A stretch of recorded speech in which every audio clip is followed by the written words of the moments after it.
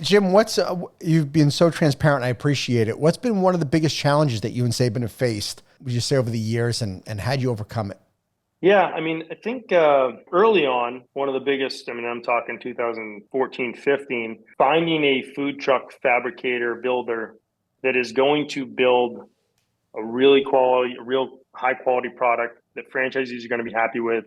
And then on top of that, have the customer service and commitment after delivery to help franchisees, to let them know if there's issues, what to do to service those issues. I mean, I Mhm. think that's a hard one because it's a big ask, it's a big investment for a franchisee as it was for us. Sure. And people don't realize these trucks are going over bumps and bruises and potholes, and they're driving, they're kitchens that are driving.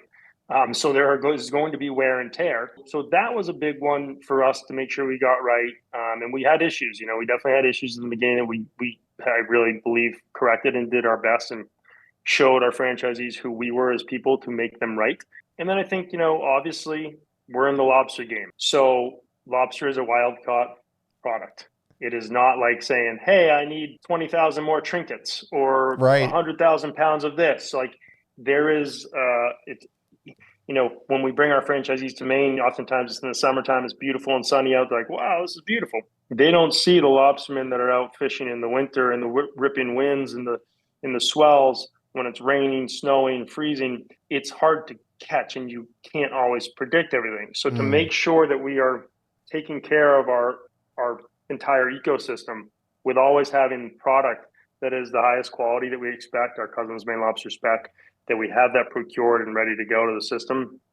That's obviously always been evolving to say, hey, as our business grows, we need so much more. It can't be without it. So that's always still to this day, the challenge because we want to make sure that we're providing our business. And then I think, just ultimately, if you're growing a franchise as a franchisor, what are you doing to make sure that your business is sustainable, that you have these consistencies in it to make sure that it's long lasting, that you have people on our team as the franchisor, which you referenced earlier, to just be an asset every single day to make our franchisees better. Sure. We don't sit there and woo you or swoon you and award a territory and then say, okay, you've launched, see you later. We actually look at it quite the opposite of saying, once you launch, it's even more, one-on-one time, be it social media, marketing, legal, HR, compliance, training, the financial side of things that we're looking at to say, hey, you had a pretty good month. It can be better, and here's how. In any aspect of the business, and I think that's kind of, we'll call it ongoing education or ongoing desire for us to make them better. We always say we will work as hard or harder than the franchisees, and so if they want to come and talk to anyone on our team over and over again, we're here. And I think that creates two things: the ability to be consistent and have people buy in and care, and I think that it also creates a culture of, we say family first, of where it's genuinely that. And I Sure. think if you care about your team, your franchisees, goes both ways. It's a pretty good little thing. Oh yeah.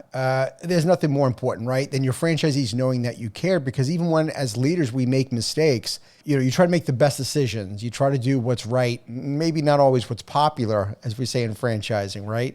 Yeah. Yeah. But when they know that, you're trying to put them first, and as a franchisor, we have to delay our gratification in our growth because we have to put them first. Yeah. I mean, Barbara said early on, she's like, when we started this, she's like, just be very clear. They aren't working for you. You're working for them. I think that's right because it's, we know that they pay us a royalty. They know it, right? Yep. They invested in this business and brand. Like it's all very transparent. So we need to make sure that we're there, every day and supporting and making sure that collectively the whole business and brand gets better, but also each individual unit.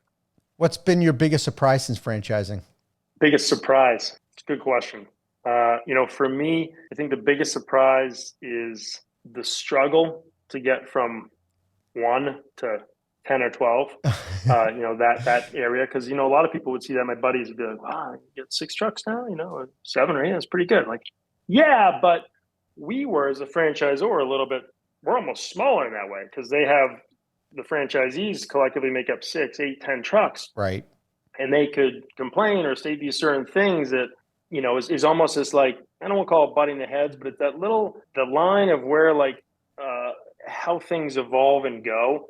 And then you realize that in the surprise aspect, it's kind of like once the brand is out there and starts to service, it's not that it sells itself, but there are more eyes on it. And we've had more Mm-hmm. PR, and we've been on certain shows. And then going from 10 to 20, 20 to 40, 40 to 60, it almost kind of spreads like wildfire. And it becomes like anything else in life. When you do it long enough, it becomes that second nature of like, this is what everyone in our business does. This is how it starts from onboard or vetting to onboarding to launch day to there and beyond. So I think probably the surprise is how difficult it was from 1 to 10 Yeah. versus beyond. Yeah, and your company's going to evolve, no question about it. When you guys get to 100 franchise, and we're only a couple years away from that, you're going to look different. And Yeah. even people that are going to invest in you and become franchise owners are going to be different. Of course. I Yeah, mean, we've seen that, like I referenced the mom and pops to more sophisticated totally. franchisees. And I don't mean as people, I just mean their experience Sure. of food or franchising. They come in with like understanding how this kind of works. And that has evolved, and certainly I think that our presence and footprint throughout the country has helped that. I guess the other big surprise is like, we used to have one food truck in 2012, and we're like, what the hell are we doing? And we were just flying by the seat of our pants trying to figure it out. And now you look at it, and we used to say then, we're like, when you think of lobster, we want you to think of Cousins Maine Lobster. When Mhm. you see this hat, we always used to say, well, the Boston Red Sox, right? They got the Sox. It doesn't Right. say Boston Red Sox. You just know that's a Boston Red Sox. So True. like, we always wanted like, hey, when you see the logo, be like connected. Be like, I saw them on the Today Show or Shark Tank, or I saw their truck, or I ate their lobster roll. They were at this event.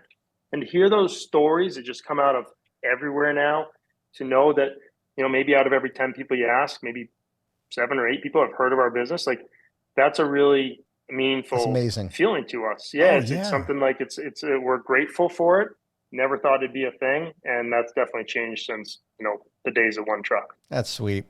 Jim, so what's the long-term vision for the company for you guys? Yeah, so we really spent a lot of time trying to, like I kind of mentioned, strengthen the infrastructure, the team, the franchisor team to support franchisees. We would oftentimes hire new positions on our team even before the growth dictated it, such that they were trained on board and ready to support. And so while we were doing that, we were saying, hey, we're kind of buttoning up the foundation. What we never really did was pour fuel on the fire for growth, like actively going out and getting new franchising growth. A lot of it was internal. A lot of it was what I said. Someone saw us, they put in an Yeah. inquiry, and that would evolve that way. So we really we're a small family of franchisees, although we have a decent amount of units. And now in the last about year and a half, we're really focusing on that franchise development, the growth, the strategy, the restaurants, the trucks, hence kind of where we see ourselves going. This year, I think we'll finish with about 24 new units. Next year, we're anticipating 35. Following year, 40, 45, and 50. So I think that the year after that. So I think by 2028, we're really intending to be around 250 units Hmm. throughout the country. And so that's really, kind of been the focal point in terms of saying, hey, we love what we're doing. It's a challenge. Like, we love having new franchisees and new blood, and we love watching the current franchisees succeed. Like, it is very cool still to this day. I was just at an opening, and one of our franchisees is telling me about, how it's changed his life, his family's life, from earnings to happiness. And there's nothing cooler than that. Isn't I that like seeing amazing? our own, yeah, I mean, I love seeing our own corporate staff when we give raises or bonuses and how their lives change. Like, it sounds really cheesy. Like, I'm sitting here going, oh, it makes me so happy, but it genuinely does, because I think, hey, we've built something here that isn't just about Jim and Saban running a food truck and trying to Right. put dinner on the table. This is something that is fun because it's becoming more recognizable. The consumers love the product and are huge supporters, but our own franchisees and corporate staff, I think, have seen the successes and growth happen for them too. Wow. Jim, just to kind of come full circle as we wrap things up here, just think about how this whole thing started with you flying out to LA, getting Yeah, together with Saban. You guys are out drinking and coming up with this yeah, whole idea. And in the whole outcome of this ultimately is you change people's lives through your franchise opportunity, and you're giving people an incredible product on top of everything else. But most of us as founders, we don't think about, when we're starting our business, we don't think about the impact that you're going to inevitably make And, I don't care what the brand is. It could be, child related. It could be home services. It could be lobster. At the end of the day, you've created something so wonderful where you've changing somebody's life. And like you said, you've made an impact on this person, financially and their happiness. And there's nothing better than that. Thank you for tuning into the Emerging Franchise Brands podcast. For additional insights, guest applications, and to stay connected, visit us at efbpodcast.com. The Emerging Franchise Brands podcast is for entertainment purposes only, and the views expressed do not necessarily represent those of Emerging Franchise Brands, its host Frank Fiume, or Emerging Franchise Group, LLC. Any discussed franchise or investment opportunity requires thorough investigation, obtaining proper disclosure documents, and expert consultation before making any investment decisions. The podcast and its host do not offer professional advice or endorsements, and they hold no responsibility for actions, representations, accuracy, or consequential damages related to the podcast content.